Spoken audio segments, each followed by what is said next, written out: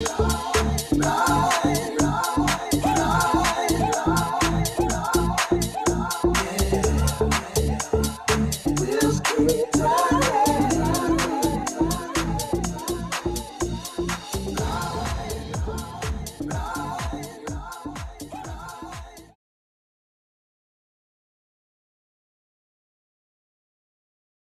back to the second hour of LoveBabz, LoveTalk.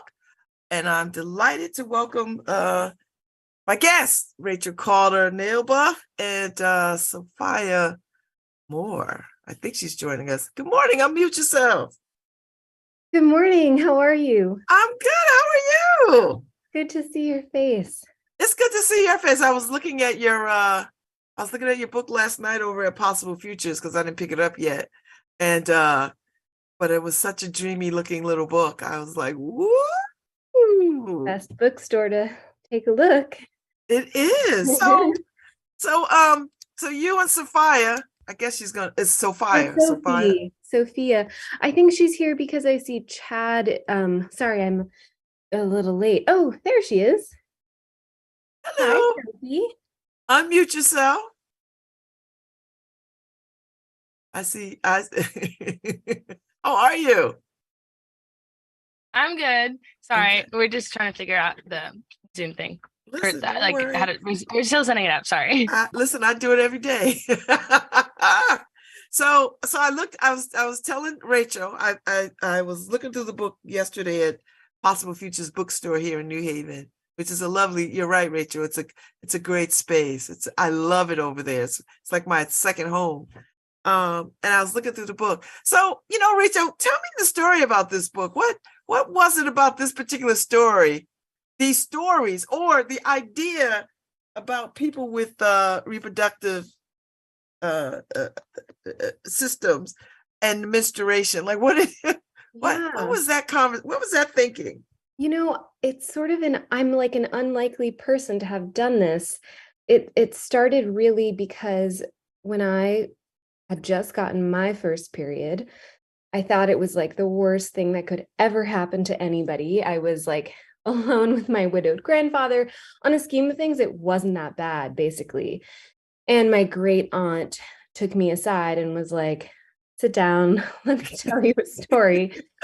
And she proceeded to tell me a story that was the greatest story that no one had ever told in my family. She had never shared it until I was a teenager.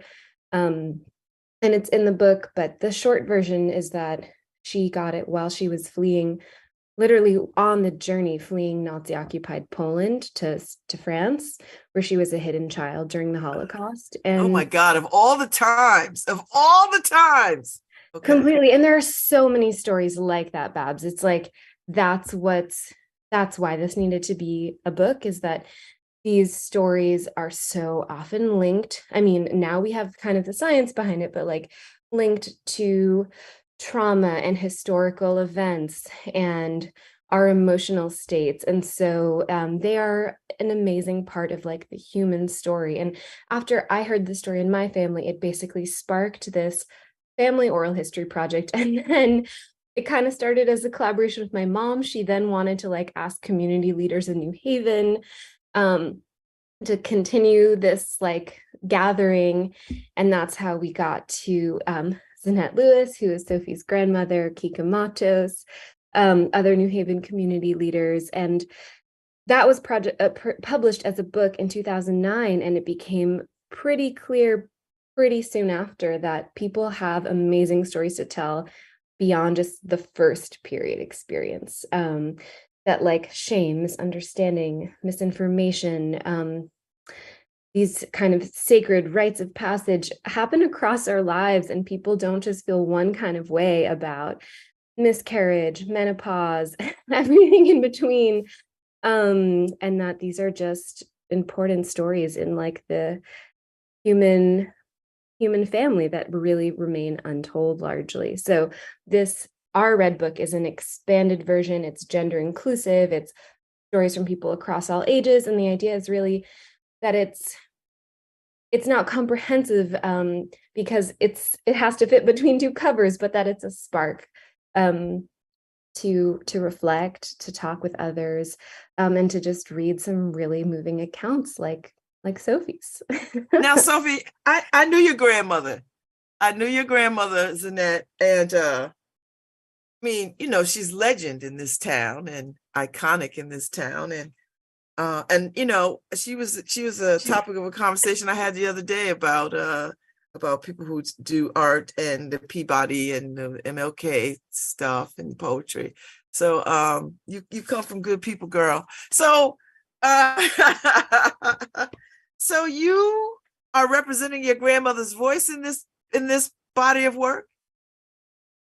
Kind of, yeah. I wrote like my own story, but then Rachel asked me to write a piece reacting to Zanette's piece. So that was really cool.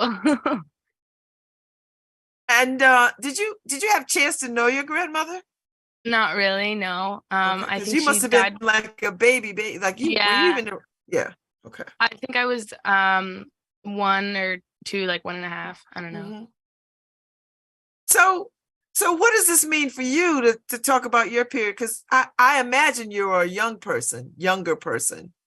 Yeah, I'm 14. I think it's such a great opportunity because I grew up in a household where or I'm going up still technically, like where it's so like it's nothing to be ashamed about. Like my mom told me about it and she gave me like a whole like period like box kit I got one on of my those too on my when 12th birthday. I was like about your age.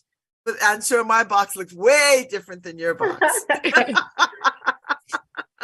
Yeah, but I think it's just so important to talk about, and I'm so grateful for this opportunity. I'm so glad. So, Rachel, when you when you gather stories like this, does it raise eyebrows? Like who's squirmish about talking about this? And are you met with people squirmishness about talking about women's periods? No, this is a People's really good periods. question. And when I was working on the first version of this book, everyone had trouble. Like, and now 12 years later, we are truly in a different time. Like so many people, like Sophie, for example, from the get-go, she was just like, rad, I'm down, right? Like you didn't blink an eye. You were never like, this is something to be ashamed about. Like the next generation is on board. I've taught this book to high school classrooms, college classrooms, my own college students, folks of all genders. They're just like, cool, this is a great story. But I think there's still like a frontier, honestly. The hardest stories, I really wanted this book to be gender inclusive. And I heard some amazing stories from single dads, divorced dads who were the caretaker for their teen daughters and really had to learn how to navigate that conversation, being a caretaker, a supporter, the person who buys menstrual care products. And they were like, wow, how did I go through my entire life not knowing any of this? I'm an adult and I know zero. So I think those stories reveal something. And I asked all of my male friends, my cis male friends, like, would anyone want to interview your mom or your grandma?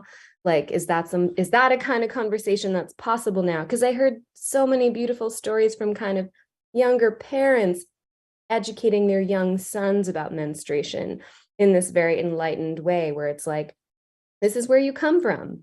Like you don't have to wait till puberty to have these conversations. You know, you can talk with your kids no matter what. Not that I was raised this way at all, but it's starting to happen now where people are raising their kids in a different way. So I thought, I wonder if there are any men that would be interested in talking about this, would feel comfortable talking about this. And it's interesting. One person who did feel totally comfortable was someone whose mom was disabled. That story is in the book, and they just have a very different relationship to talking about the body. So he was like, we talk about it already. It's not new. It's not uncomfortable. That barrier has already been broken because we're so interdependent and we have to be so open with each other. But I don't think other people are necessarily there. And my hope is that some of these stories kind of point the way.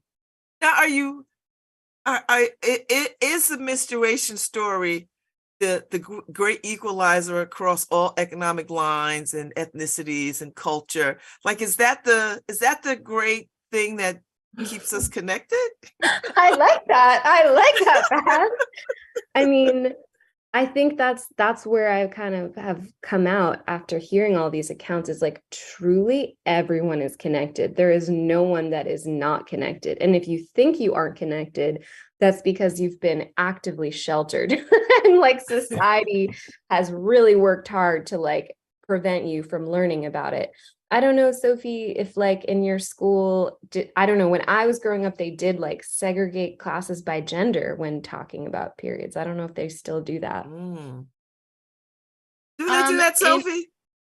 Yeah, and I'm a freshman in high school now, and I haven't taken a health class at my high school yet, but in my middle school, they didn't really do that. Like, it was just a joint class.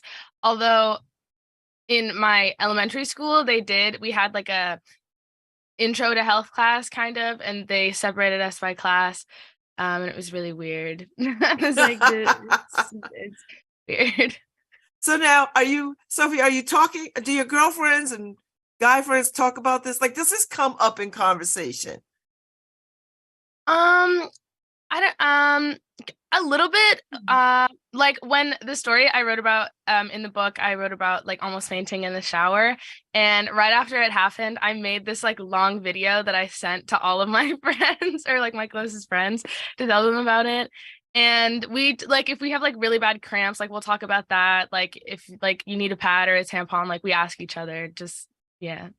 Oh my goodness. So Rachel, rich women, poor women, who are of age to have a period, there are no fancier pads, right? Like, there's no gold crusted pads. Everybody's buying the same pads. I think that there is a range and there is a difference. And I mean, especially if you're socioeconomically, like if you're struggling financially, some people can't afford pads at all. And so that's a reality that comes up in the book too. And even in the US, I think it's 1 in 3 students of high school, college age, struggle to afford supplies. And so that affects attendance. People resort to using, I mean, even in New Haven, I was reading about there's a bill right now in Connecticut to have all public facilities supply free menstrual care products. It's being considered, and as some of the evidence, people are talking about what students are using, and students are using crumpled notebooks to care for their periods. And so there are definitely like fancy products, but I think the real thing to focus on is just that, like, even in this country, the wealthiest country in the world, periods in many states are still taxed as luxury items. It's still out of reach for a lot of people. Obviously, COVID has made that even harder. And it's also different in different circumstances too. Like some stories in the book that I think are some of the harder hitting pieces come from incarcerated contributors that also talk about how in prisons, people deny people products as basically an abuse of power, or just don't have adequate supplies. People have to buy their own supplies, but they don't necessarily have the money to do that. And so they're outrageously expensive in prison. I mean, I've served a little time, so I've seen women try to make do because they are cost prohibitive. Like, it's cruel, and it's a form of punishment. And in other parts of the world, oh wow, so you know this firsthand. And I think it's important. This book is a global collection, and you can almost not get used to that in the US, but if you don't know anything different, you don't question it as much. And then you hear from stories from people like right now, Scotland just became the first country in the world to make period products universally free. So prisons, hospitals, schools, any public buildings, libraries, they'll all have free products. And if you don't do that in Scotland, it's considered a form of discrimination. Wow.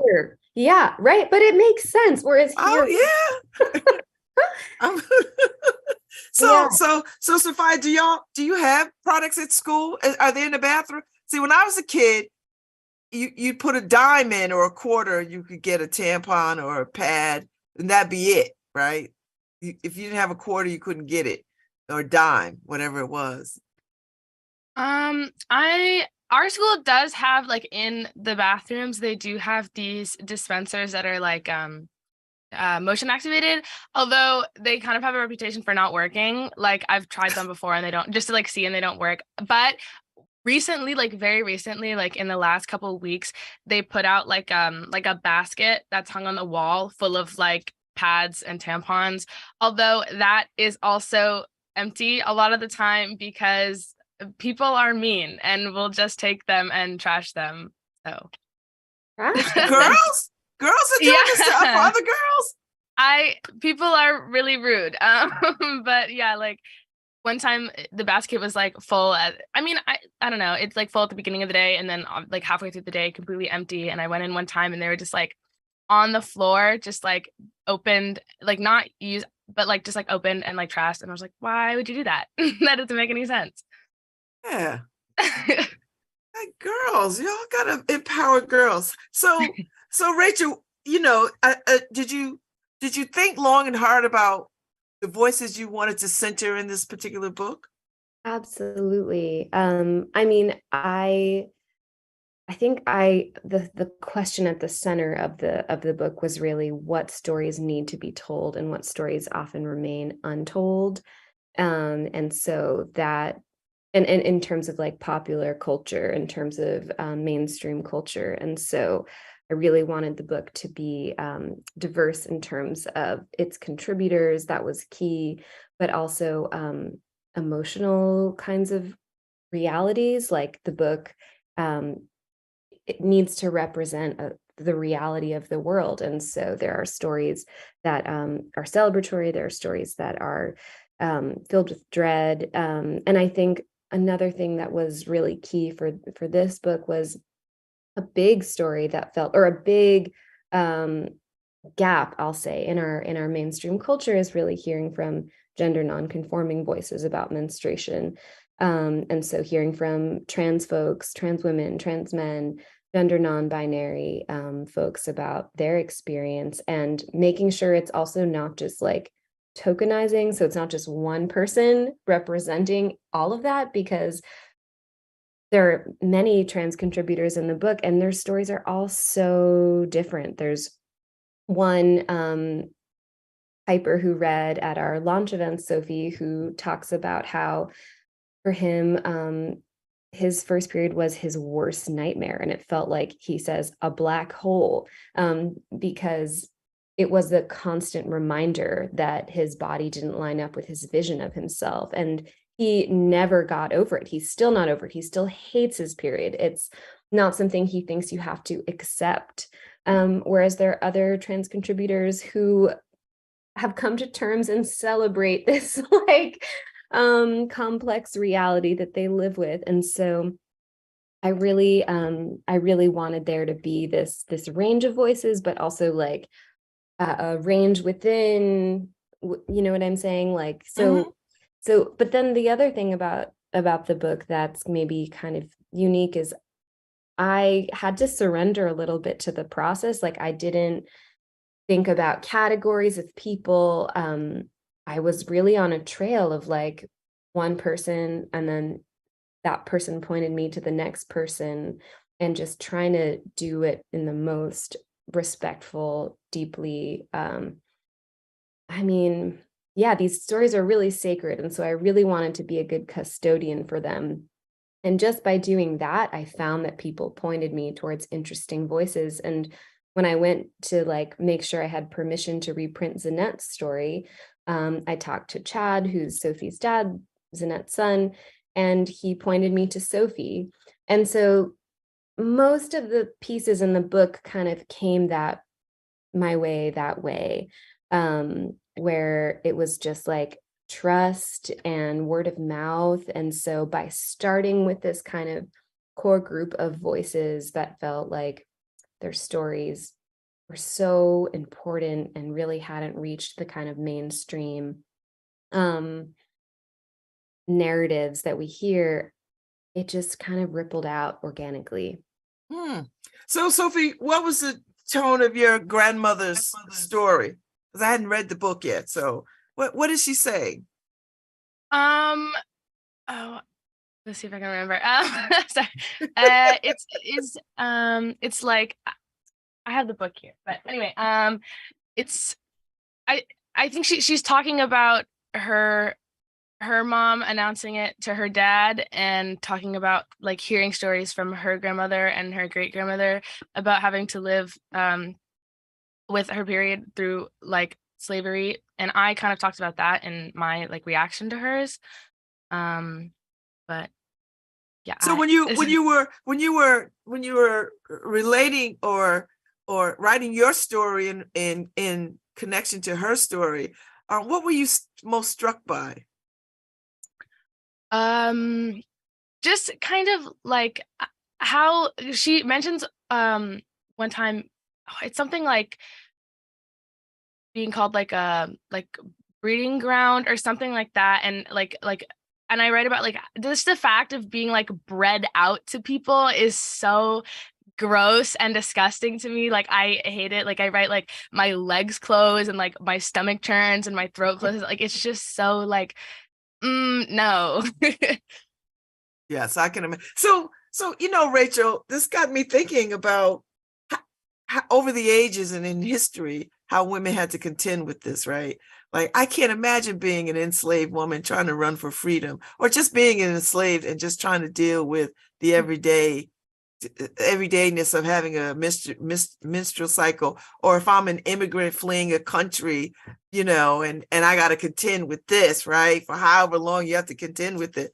And what do you do with that? Like, how do you deal with that? So I'm struck by the historical aspect of it and the right now of it, now that we are having these huge discussions and movement on women's reproductive health. Yes. I mean, I think Sophie and Zanette's stories are, to me, like the heart of this book and the heart of this conversation.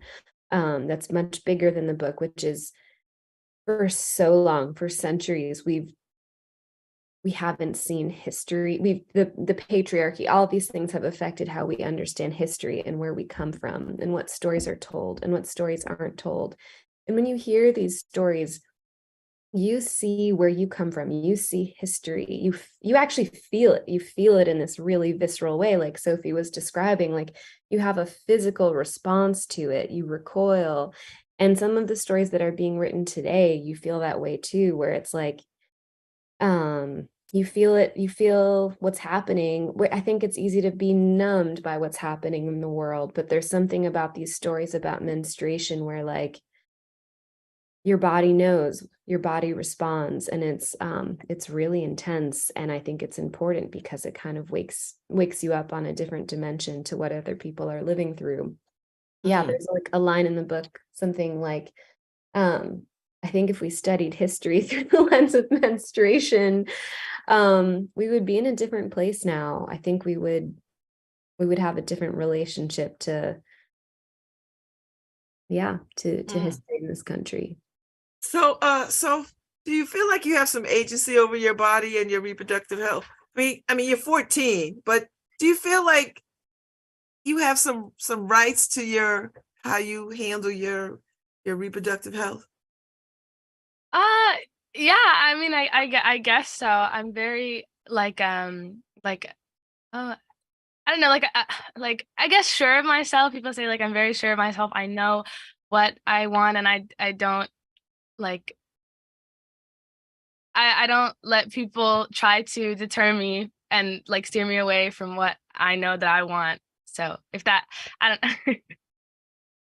I like that. That's pretty good.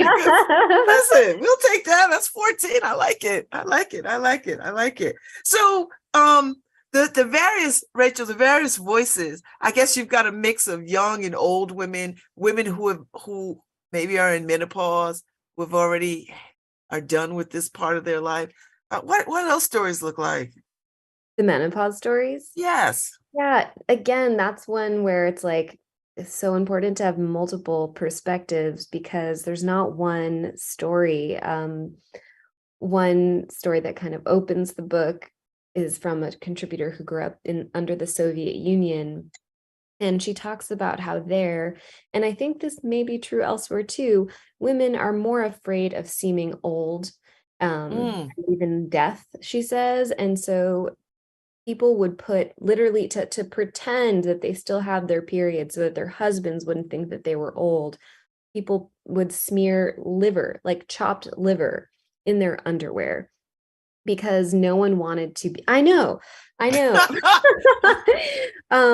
I think maybe that story sounds extreme, but I think there are less extreme versions of that throughout. I mean, it just speaks to the vulnerability of women in the world and their status and what can be taken away from them rather quickly based on their desirability and youth and all the things that, Completely. And then, I mean, yeah, you see from hearing lots of stories that it's like the system is rigged. Because there's shame when you have it. There's shame when you don't have it. There's shame before you have it. But on the other hand, there are some really funny, beautiful stories from people who talk about menopause as liberation. And you're finally free, and you're free from some kind of societal expectation. As research for the book, I interviewed an OBGYN, and she said that she thinks there's actually more misunderstanding around menopause than any other stage of life for her patients that she sees. That there's no real way of providing, at least for like teenagers, we have some kind of education system, not that it's perfect, but for menopause, it's a path that a lot of people walk alone. And yeah, so it's interesting that it's not necessarily like it gets easier over the course of our lives. Yeah.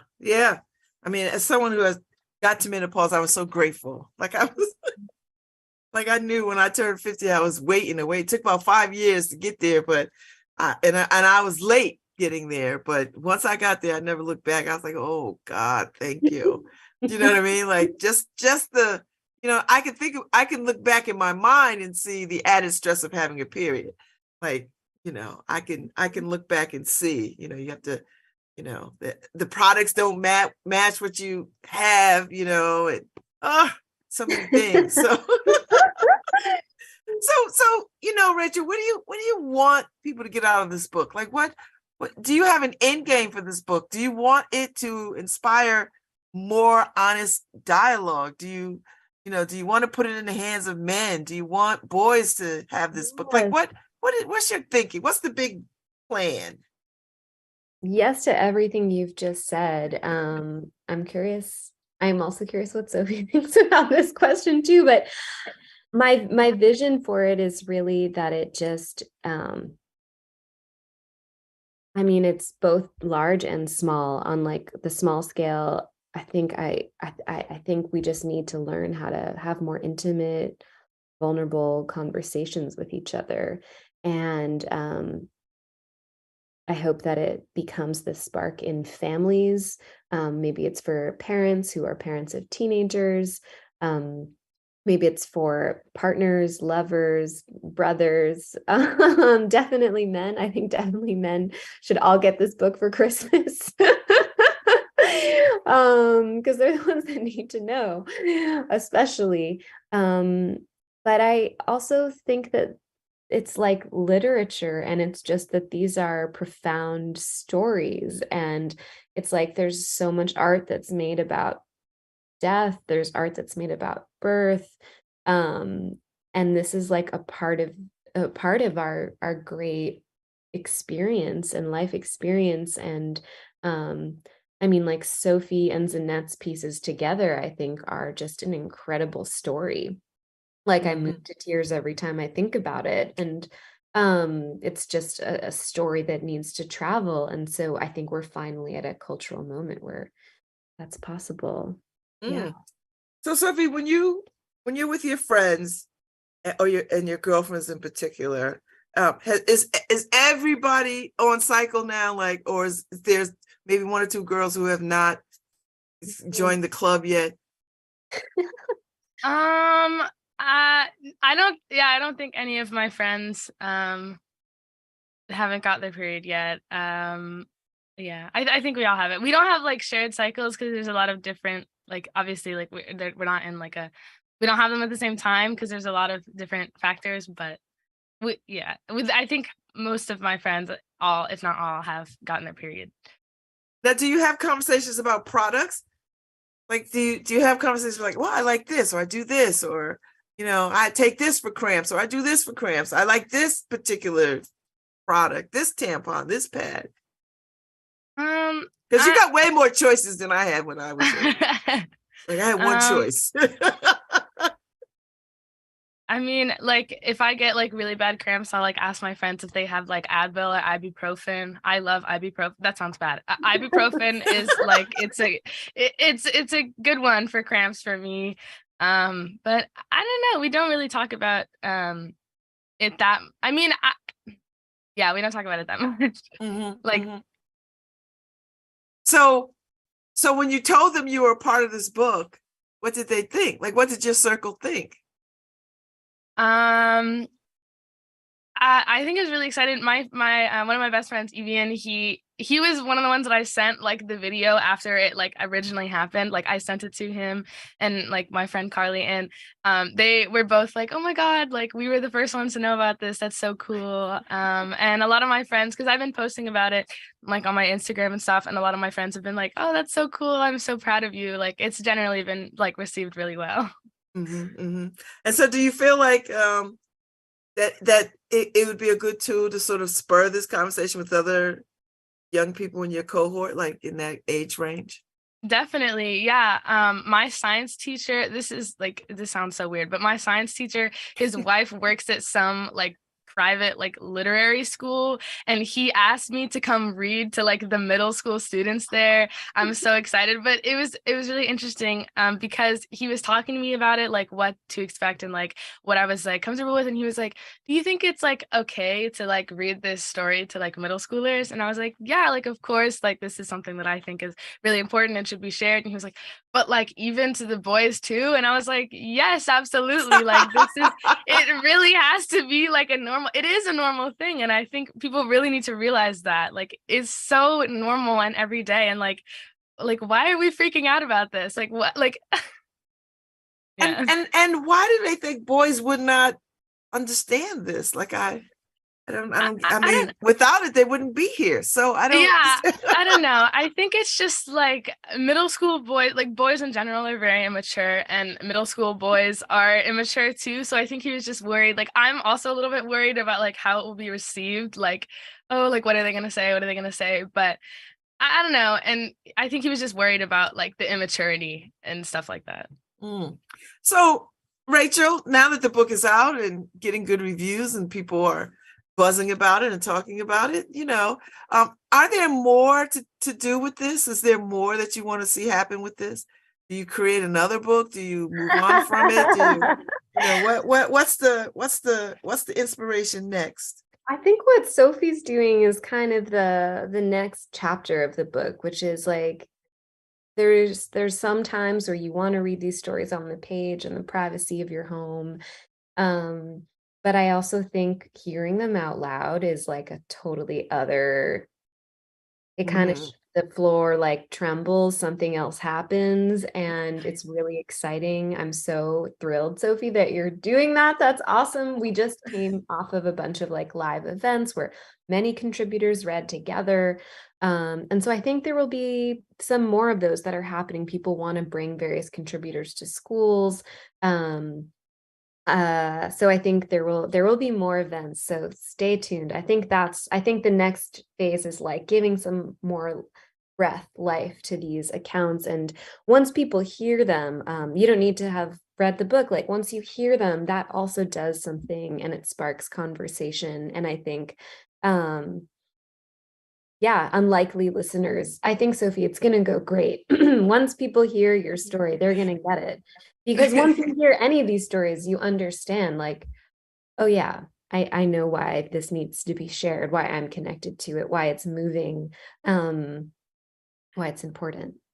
Well, I'm so glad I had opportunity to talk to y'all this morning. And I wanted to get it in before Thanksgiving because I just thought this was a wonderful sort of book to get out there, get in front of people while they're getting ready for the holidays. If there's somebody on your list that is a good reader or might want to turn into a good reader, this might be a good book for them to sort of guide them on their journey in terms of how to be in the world with women and people at the very beginning of reproductive health stuff. So I appreciate this. And Rachel, I know your mom, so I just wanted to shout that out.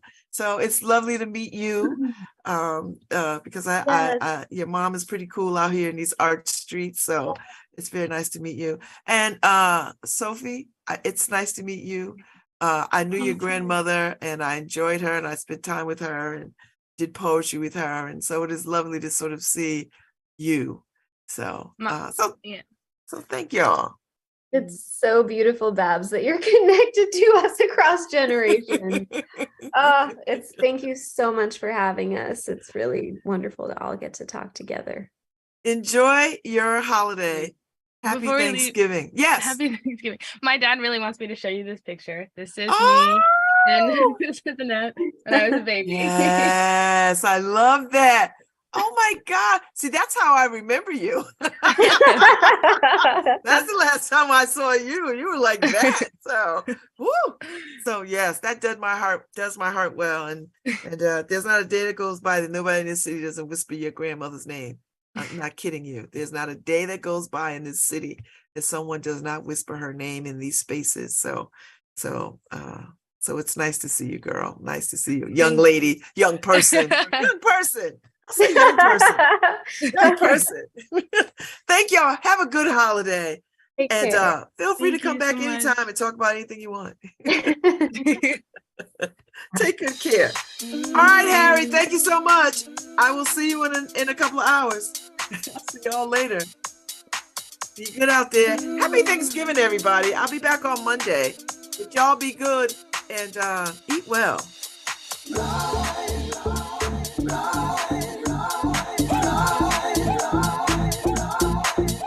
Hi, this is Babz Rawls-Ivy from New Haven, Connecticut, and you're listening to WNHHLP 103.5 FM, streaming live at newhavenindependent.org.